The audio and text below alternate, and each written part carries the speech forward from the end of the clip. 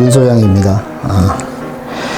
24년도 1월 그 부동산 소식을 전해드리도록 하겠습니다. 전년도 23년도에는 전전년도죠. 22년도에 우크라이나 러시아 전쟁이 일어났습니다.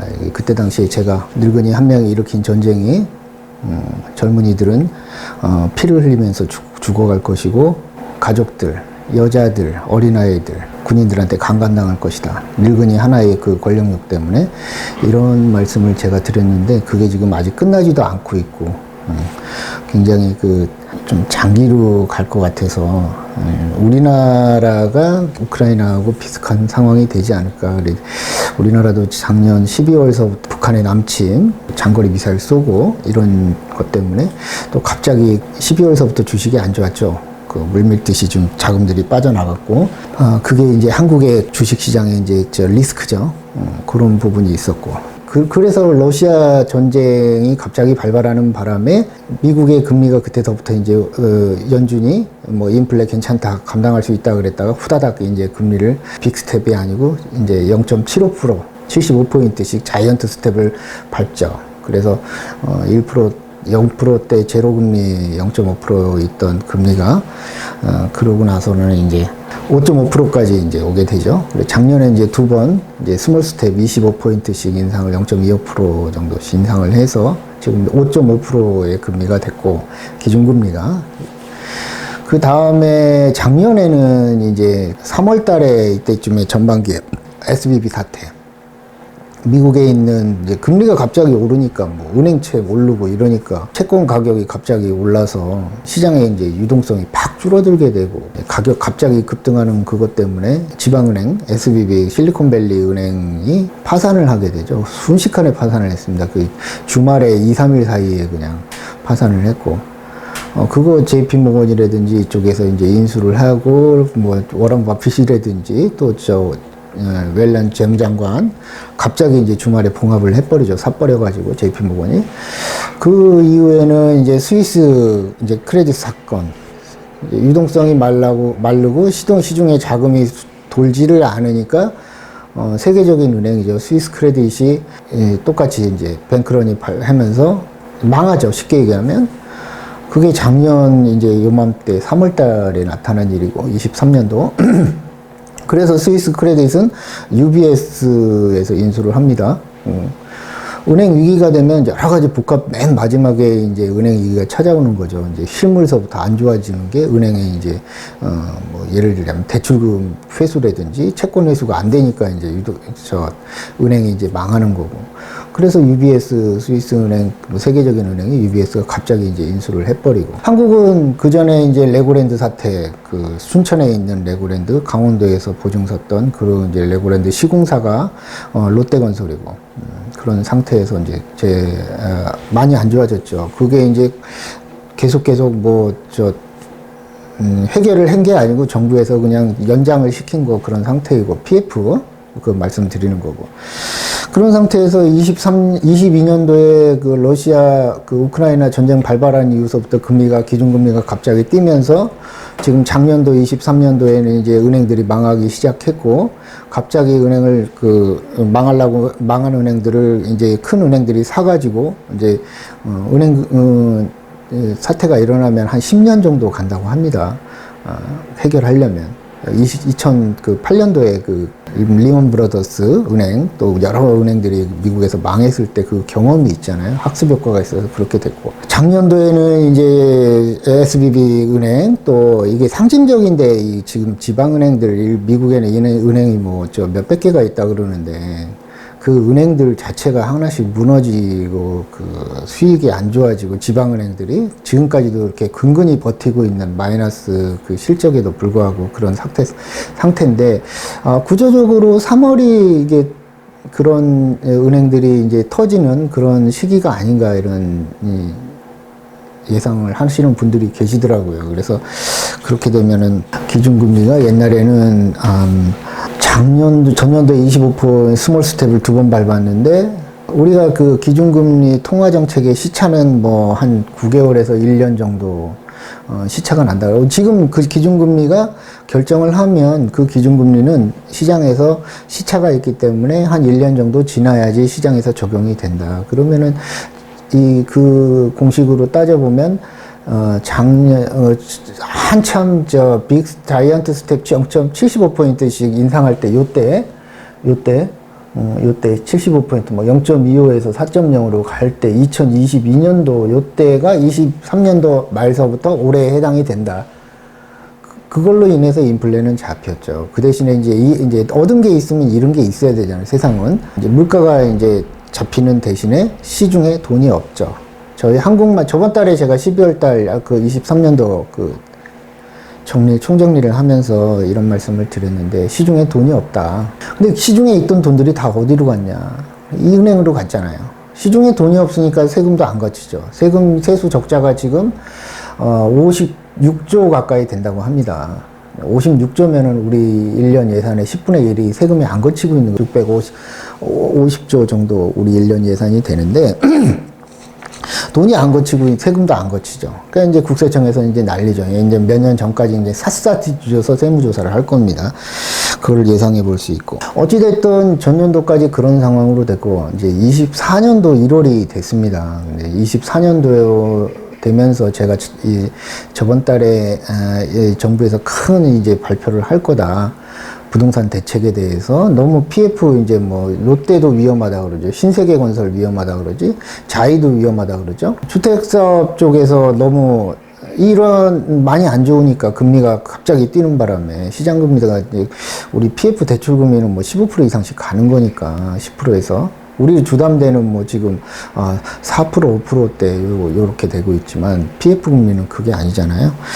그래서 그런 상황에 있는데 정부에서 조금 뭔가의 대책을 좀 내놓고 시장의 그 유동성이 많이 말라있는 상태인데 좀 오늘 좀 어느 정도 그 긴축보다는 유동성 완화 정책을 펴서 시장이 좀 돌아가게끔 해줘야 되는데 현 정부는 그거하고 좀 반대인 것 같아요. 근데 정답은 뭔지는 모르지만 하여튼 그런 상황으로 가고 있고, 그러다 보면 제일 먼저 타격을 받는 사람들이 저소득층, 돈 없는 사람들이죠. 있는 사람들은 고통스럽지만 견딜 수는 있는 상황이 될 거고, 자영업자들, 대출 많으시는 분들, 좀 금리를 내려줘서, 조금 이제 숨통을 좀 터주고 돈이 좀 돌아다니게 해줘야 되는데, 지금 상황에선 그러지가 않은 것 같아요. 느낌 자체로는. 그래서 22년, 23년, 24년이 1월이 됐다.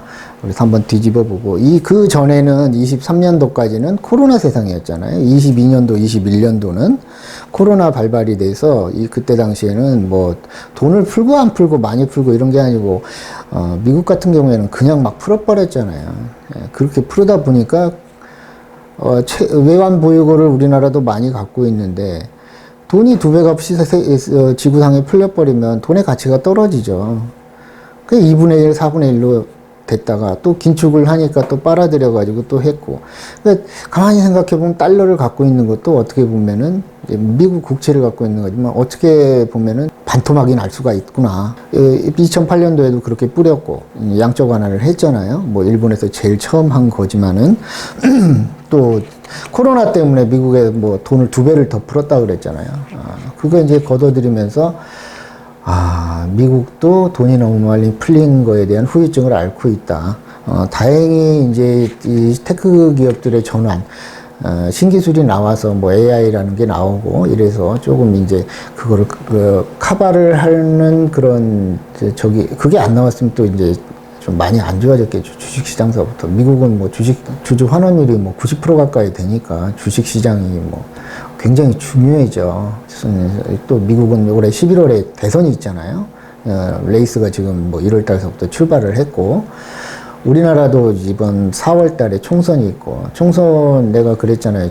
작년도에 총선 앞두고 정부에서는 어마어마하게 막 풀어줄 거다.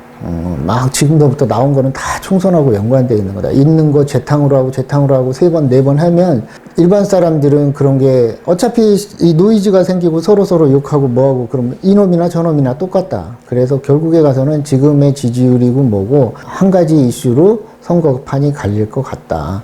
근데 지금은 상황이 안 좋잖아요. 부동산 가격도 많이 떨어지고. 그래서 부동산 이번 정권이 부동산 때문에 탄생한 정권인데, 이번 총선은 제가 봤을 땐 또 부동산이다. 부동산 안 좋잖아요. 그냥 자꾸 이제 정부에서는 재탕, 삼탕 해갖고 뭐 GTX 다 나온 거 또 발표하고 또 발표하고 또 발표하고. 기존에 했던 거잖아요. 다. 그리고 다음 정권, 다다음 정권에서 할 것까지도 미리 발표하는 거죠. 가면 갈수록 여론조사에서 지지율이 덜 나오고 이러면, 그때는 이제 하늘의 별이라도 따라다 줄 겁니다. 그게 이제 좀 민주주의의 좀 단점이죠. 정치가 경제를 조금 해치지는 말아야 되는데, 정치가 경제를 이럴 때 해치는 거죠. 민주주의의 단점이다. 이런 말씀을 드리면서 시작하겠습니다.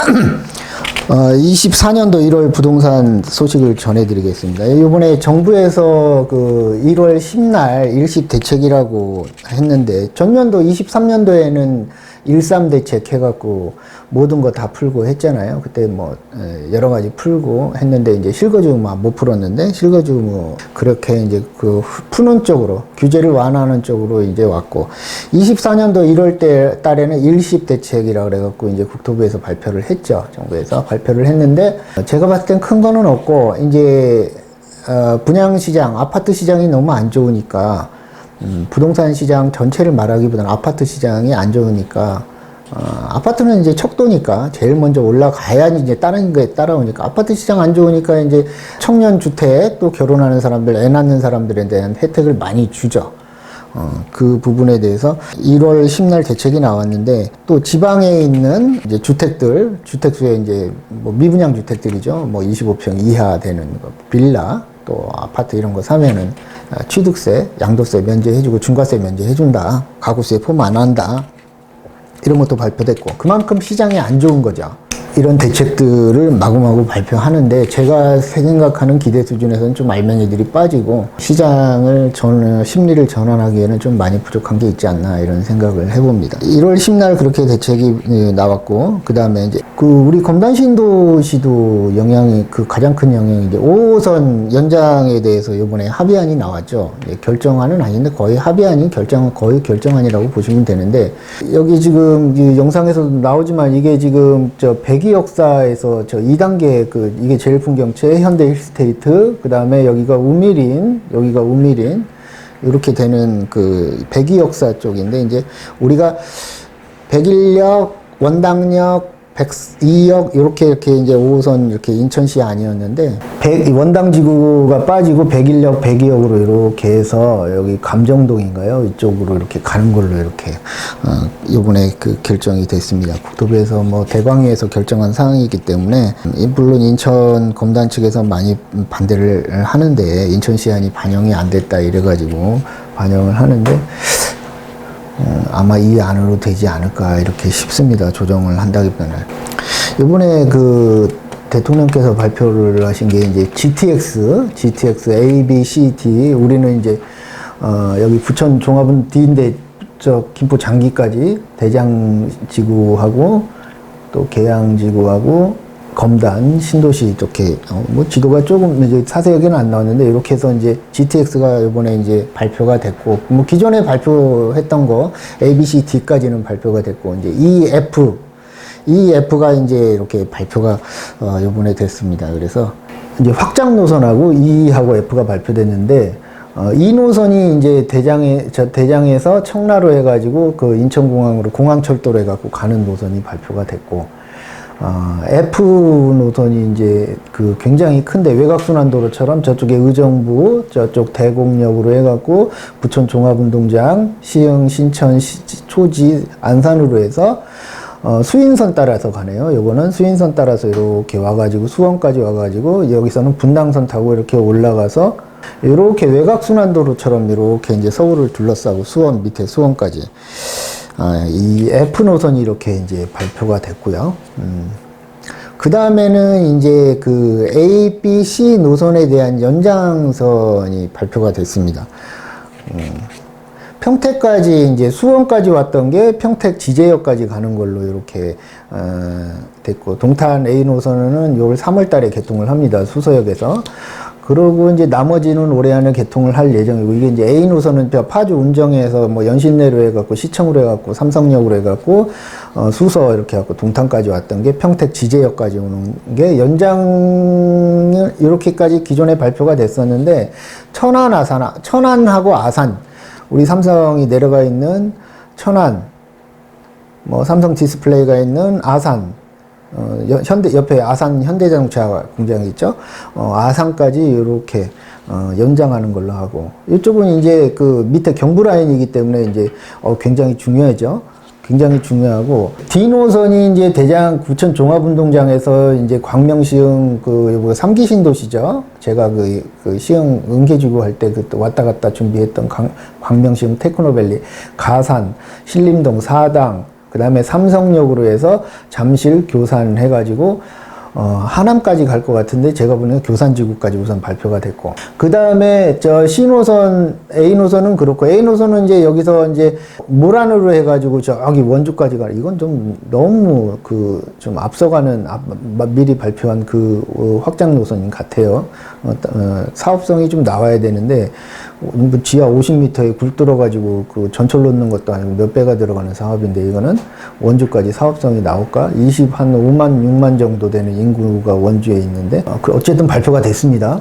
그 다음에 이 연장선은 이제 여기 우리 회천지구, 여기 덕정 신도시 의정부 지나서 동두천 가는데, 그 신호선이 이제 수원까지 오는 거, 안산까지 이렇게 오는 노선이 동두천까지 이제 확장하는 걸로 발표가 됐고, 뭐 거기는 거리가 짧으니까.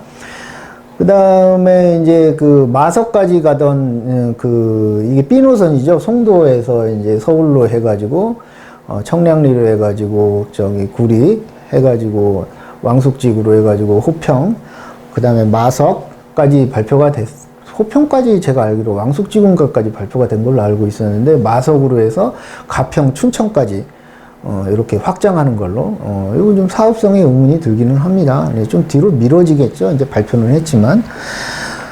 그렇게 발표를 했고, 우리 지금 이 노선이, 우리는 D 노선은 Y자 노선이죠. 청라를 해가지고 이제 이렇게 가는 거고, 청라로 해가지고 이제 인천공항 가는 것도 있고. 근데 이제 이 노선이라 그래갖고, 김포공항서부터, 우리가 공항철도로 해가지고, 공항까지 가는 거. 영종도 국제공항까지 가는 그 노선이 이제 확정이 됐습니다.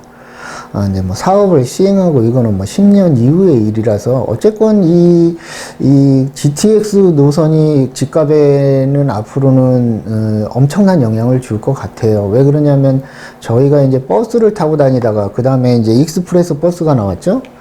그러면서 취락지구로 막 꼴목꼴목 다니던 버스들이 난개발이 되다 보니까 이제 도로가 쫙 직선으로 뚫리면서 익스프레스 버스들이 이제 중요 거점마다 쓰게 되고, 서울 기준으로 해서. 그런 다음에는 이제 전철이 나오죠. 전철은 이제 또 옛날로 치면 버스 취락지구들 돌아다니는 거. 이거 GTX는 그냥 한 6, 7개 역을 그냥 쫙 지나쳐서 한 5km 이상 되는 데를 뭐 한 150km, 170km로 다니니까 시간이 어마어마하게 단축이 되죠.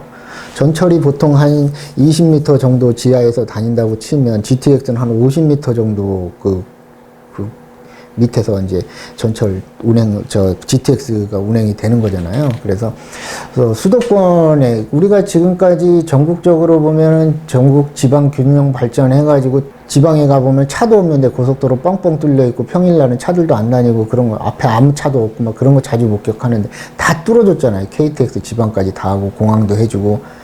근데 이제 지방은 이제 인구가 소멸하고 있잖아요. 수도권이 역차별 받던 게, 수도권 쪽에는 이 GTX로 해서, 뭐 어찌됐든 시간은 걸리겠지만 GTX 역을 주변으로 해서 아파트 가격이 형성되지 않을까. 이렇게 가만히 보면은 다 신도시 쪽으로 해가지고 지나가는 노선들이죠.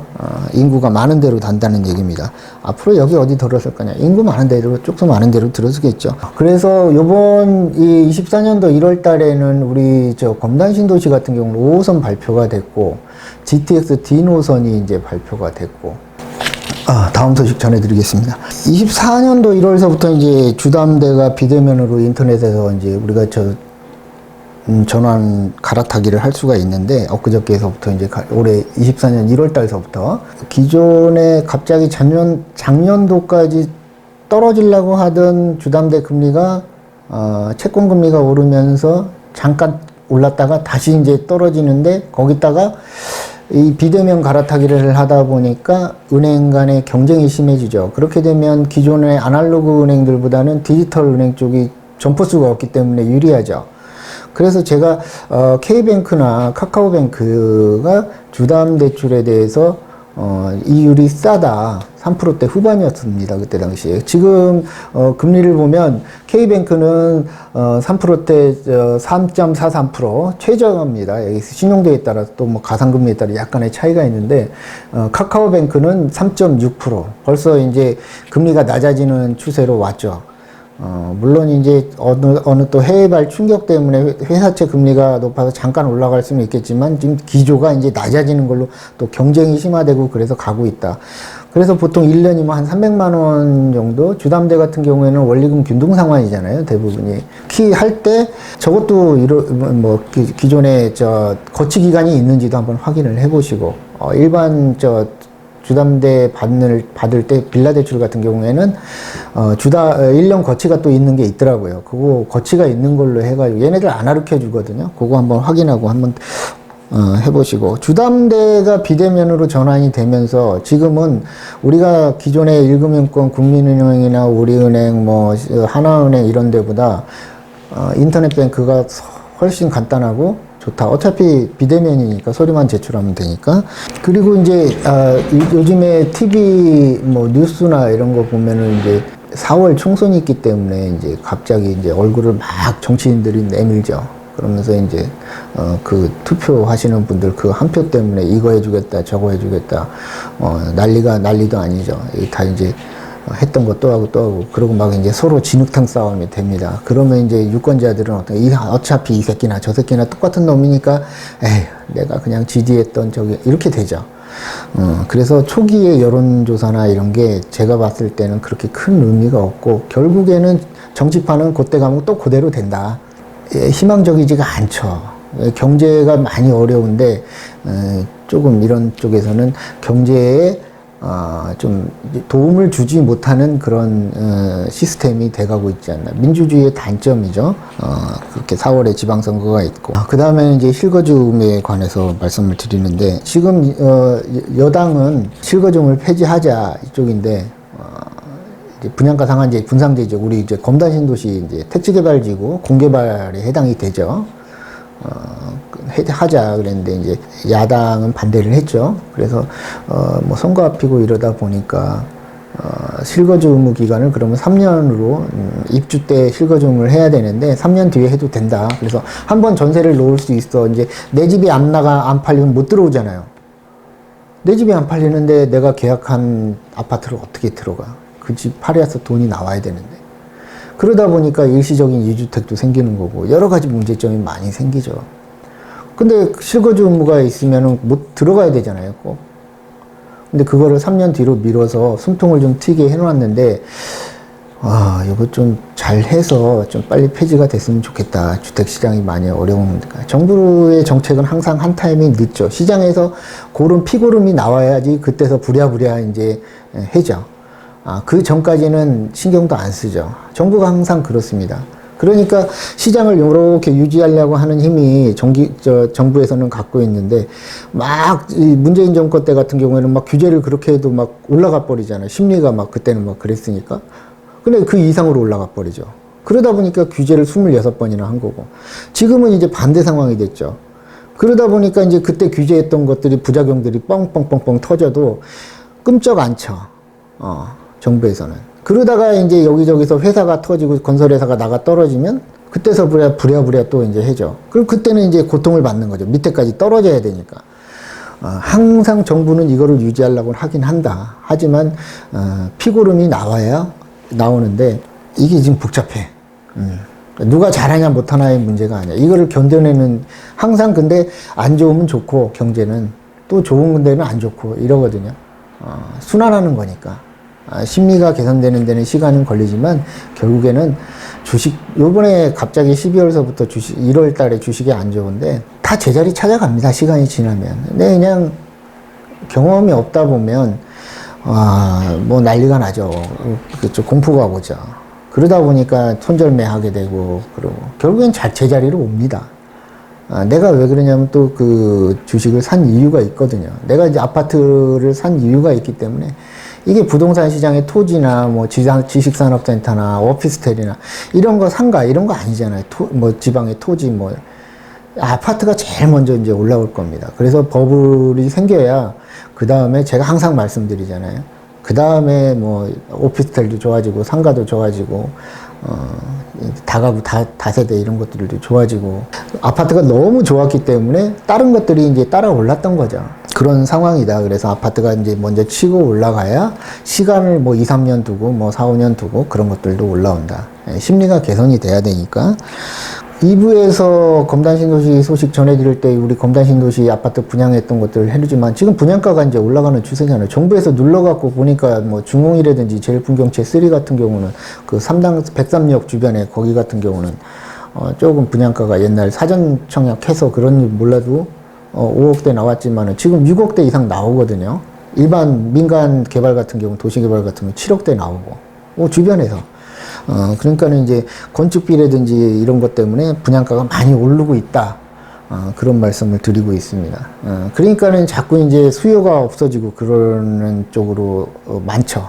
이자도 높고 분양가도 오르고 그거에 대해서 정부가 이제 이자율을 내린다든지 실물 경제를 위해서 미국 따라가지 말고 우리가 미국도 아니고 미국하고 우리하고는 좀 많이 다른데 공무원들은 그렇게 안 하죠. 뭐가지 잘릴까봐 모험도 못하고 그냥 자리 보존하기 위해서는 안정적인 거를 택할 수밖에 없죠. 그 안정적인 게 사실은 그러다 보니까 또 피고름 터지다 보니까 푹 떨어지는 거죠. 그런 상황이 올해는 나오지 않을까요? 그 다음 소식 전해드리도록 하겠습니다.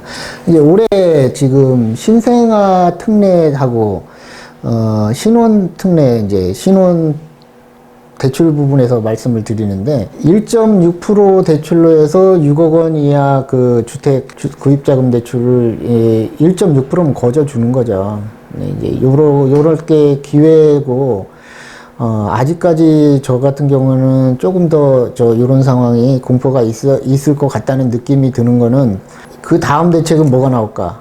이번에 큰 게 나올 것 같았는데 그냥 대통령도 뭐 GTX 발표하고 했는데 기존에 있던 거 그냥 재탕만 한 거고 특별한 건 없었습니다. 그런데 그 전에 이제 신생아나 신혼부부 대출, 아파트를 청약해서 좀 주택을 구입할 수 있는 조건들을 만들어 줬는데 1.6%면 거저죠. 그냥 인건비도 안 나오는 거 그냥 국가에서 해주는 거니까 9억 원 이하 주택에 대해서 하면 조건이 되시는 분들은 뭐 소득도 하나도 없는데 이런 거 구입할 수 없죠. 어느 정도 이제 직장 생활도 하고 소득이 있으신 분들은 요 기회 때 대출 또 뭐 요번에 지금도 말씀드리지만 아까 금방 말씀드렸지만 은행 간의 경쟁이 치열해지니까 주택담보대출 금리가 3.3%대 중반까지 내려왔잖아요. 그래, 요럴 때 주택을 사놓는 게 좋다. 공포에 사서 환희에 팔아라. 그래서 지금 사놓고 특히 아파트는 신축 아파트, 신도시 아파트를 해라. 제가 주변에 그렇게 권해요.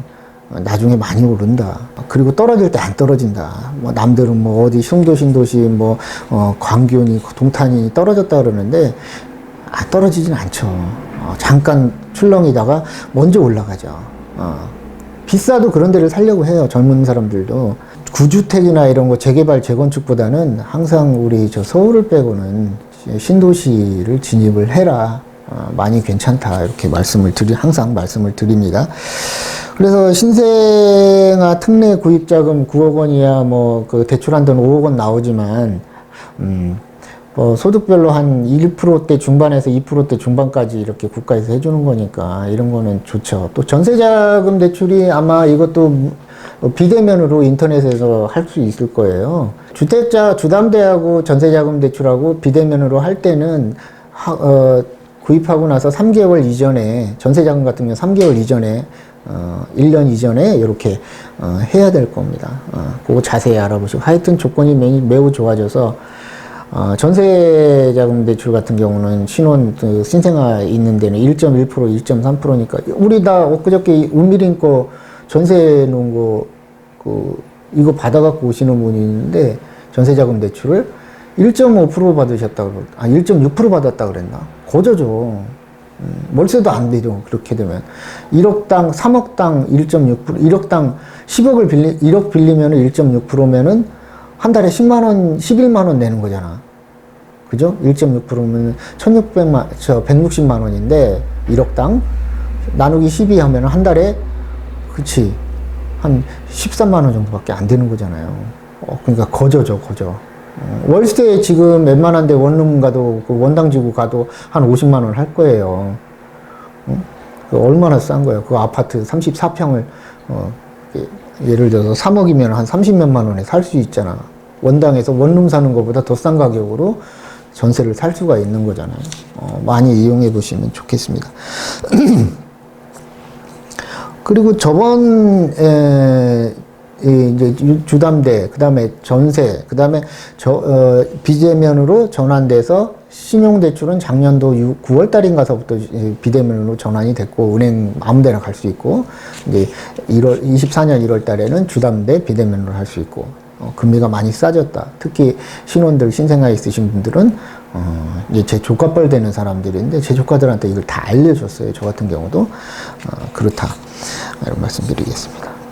금리는 이제, 아까 금방 말씀드렸듯이, 그렇습니다. 근데 우리가 지금 금리가 지금 작년도 23년도까지는 22년도에 팍 올랐다가 그때가 공포였죠. 그때 이제 금리를 못 견딘 사람들은 공포 때문에 이제 아파트를 이제 헐값에 다 팔았죠.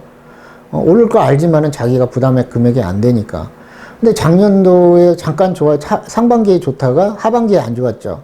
하반기에 안 좋았는데 이 사람들은 매물은 내놓지만, 급매물은 아니고 성격 자체가 시장을 자세히 보면 팔려도 되고 안 팔려도 되고. 근데 이번에 이제 제가 보니까 매물이 많이 나와 있는 것 같아요. 매매 물건은. 그러면, 이 사람들은 그때하고는 성격이 다르다. 팔려도 되고 안 팔려도 되고. 지금 검단신도시 같은 경우도 뭐 요번에 이제 계속 교통 호재가 발표가 됐잖아요. 계양역으로 9호선 지나가죠. 하나. 계양역으로 GTX 발표 났죠. 9호선 그 라인으로. 그 다음에 GTX-D가 우리 이제 요번에 발표가 났죠. 5호선 발표가 났죠. 인천 1호선은 내년도 상반기에 개통이죠. 그 혜택이 이쪽 아라뱃길 쪽의 주변 쪽이 굉장히 좋아진다는 거죠. 그동안 이제 소외가 됐었지만. 그래서, 긍정적이다. 앞으로도, 아파트 가격에 그런 말씀을 드리고 싶습니다. 다음은 세금 부분에 대해서 말씀드릴게요. 계속 말씀드리지만 젊으신 분들 혼인하면은 옛날에는 자녀 증여에 대한 증여세가 지금 1,000만 원 공제였었어요. 자녀가. 그런데 지금 이제 1억 더해가지고 1억 5천.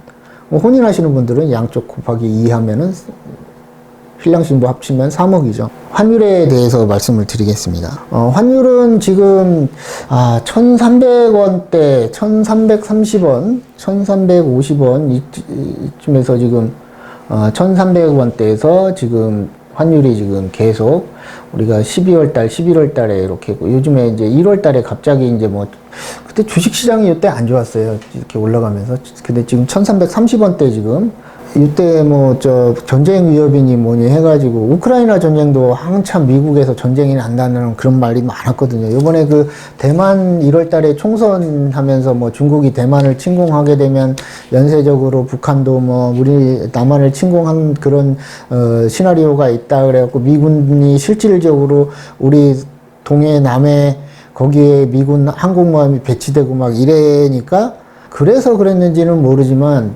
갑자기 1월 달에 외국인 자금들이 빠져나가면서 주가가 1,400대까지 후퇴를 했습니다. 코스피가. 그러다가 지금 엊그저께 금요일 날 또 외국인들이 들어오면서 1,600대까지, 이제 2,600대까지, 2,400대까지 후회했는데, 옛날 주가를 생각하고 있으니까 저도 잠깐 1,400 이런 게 나오네요. 2,400이죠. 2,400까지 후퇴했다가 지금 2,600선을 넘어섰는데 어저께 금요일날 그런 일이 있었습니다. 환율이 그래서 지금도 출렁이지만 지금 가격이 조금 유지되면 우리나라가 수출을 하는 데 좀 도움이 되겠죠. 특히 이제 이번에는 뭐 반도체도 작년에 꽝이었잖아요. 근데 우리나라 시장이 뭐 거의 반도체가 살아나야 되는 시장이기 때문에 반도체가 살아나면 많이 좋다. 근데 환율이 이렇게 어느 정도 1200원대보다 1330원대나 1350원대 정도만 돼도 오히려 수출하는데 수익이 많이 난다. 환율 때문에 이익을 많이 보는 거죠. 기름 가격은 지금 작년에 들어서 뭐 이스라엘 팔레스타인 뭐 하고 요즘에 지금 홍해에서 그 후티 반군이 지금 뭐 선박을 그냥 그 테러하고 한다고 해가지고 오르락내리락 하다가 이게 지금 옛날에도 그런 적이 있었던 것 같아요. 지금 한 10년 전에도 사우디나 미국하고 사우디하고 지금 관계가 안 좋은데 사우디가 중국 쪽 그 시장이 중국이니까 미국 시장은 미국이 지금 최대 산유국이잖아요. 갑자기 2000년대 들어서는 셰일가스가 발견되면서부터 사우디를 견제했고 중동에서 발을 빼려고 하는 그런 힘들이 미국에서 그런 현상들이 나타났는데 사우디가 주가를 올리고 싶어 하죠. 뭐 많이 부양을 하려면은 사우디에서 뭔가를 그 프로젝트를 하려고 하면 우리나라도 많이 왔다 갔다 했는데 그러려면은 기름을 많이 팔아야 되죠. 근데 유가가 떨어져 버리면 많이 팔아봐야 소용이 없는데 이 주도권 자체가 유가에 조정하는 주도권 자체가 미국이 이제 셰일가스를 또 많이 70불이 넘어가게 80불이 넘어가거나 막 이래 버리니까 미국이 셰일가스를 많이 생산을 해 버리니까 올리고 싶어도 못 올리는 상황이 돼 버리는 것 같아요. 그래서 지금은 옛날 한 10년 전에도 이런 현상이 일어났는데 그러다가 그 석유 가격이 50불 이하로 떨어지면 이제 미국 셰일가스 업체들이 고사를 하죠. 생산성이 낮으니까. 사우디는 뭐 생산성이 너무 좋아서 오래됐으니까 이익을 많이 나는 구조고 미국 셰일가스는 비용이 많이 들어가는 구조이기 때문에 또 50% 유가가 떨어지게 되면 이제 또 미국의 셰일가스가 좀 안 좋아지겠죠. 그런 상황이 되풀이되고 있는 것 같아요. 그래서 지금은 유가는 한 70불 중반 정도에서 80불 사이에서 왔다 갔다 한다. 이게 지금 뭐 90불이 간다든지 100불이 가버리면 또 인플레가 엄청 심해지겠죠. 가능성이. 그래서 지금 미국의 기준금리가 엊그저께 페드가 미국 그 기준금리를 동결을 시켰습니다. 그대로. 그리고 뭐 인플레 위험이 아직도 있다 뭐라 그러는데 우리나라 제가 초반에 아까 일부 처음에 말씀을 드렸지만 시중에서 돈이 말라가고 은행이 쫙 빨아들어가고 엄청난 이득을 보고 국가는 그러다 보니까 세금이 60조가 안 거치고 차라리 그러려면 금리를 낮춰서 세금이라도 잘 거쳐서 국가가 돌아가고 재정정책을 좀 완만하게 가져갈 수 있는 조건을 만들어주고 왜 다른 나라는 올리지도 않은 그 금리를 우리나라는 미국 따라간다고 갑자기 3.5%까지 올렸는지 누군가는 지적을 해야 되는데 지적하는 사람은 없죠. 왜? 관심도 없으니까. 나라에 하는 일에 대해서는 관심도 없죠. 옛날에도 그런 현상들이 많이 일어났죠. 그런 것도 지금 사실은 누군가는 지적을 하고 합니다. 그래서 지금은 옛날처럼 뭐 KBS, MBC, SBS만 있는 세상이 아니고 케이블 채널도 엄청나게 많아졌고 지금은 또 누가 TV도 안 보잖아요. 요즘 사람들은. 다 유튜브라든지 SNS, 인스타나 페이스북이나 뭐 이런 거 하잖아요. 정보가 거기서 왔다 갔다 합니다. 엄청 빨라진 거죠. 방송에 벌써 해갖고 제작해갖고 나오고 막 느리다는 얘기죠. 별로 보지도 않고. 지금은 그렇게 된 것 같아요. 그래서 돈이, 미국이 기준금리를 유지를 한다는 것 자체가 앞으로 내려간다는 신호죠. 그래서 뭔가가 지금, 우리나라도 이렇게 PF가 이런데 미국은 오죽하겠습니까? 지금 뭐 들리는 말로는 상업용 부동산에서부터 그게 PF 아니에요. 유럽이고 미국이고 지금 이제 터질 때가 됐다. 이래서 엄청나게 지금 안 좋은 얘기들이 나오고 있는데 다행히 이제 경기는 좋잖아요.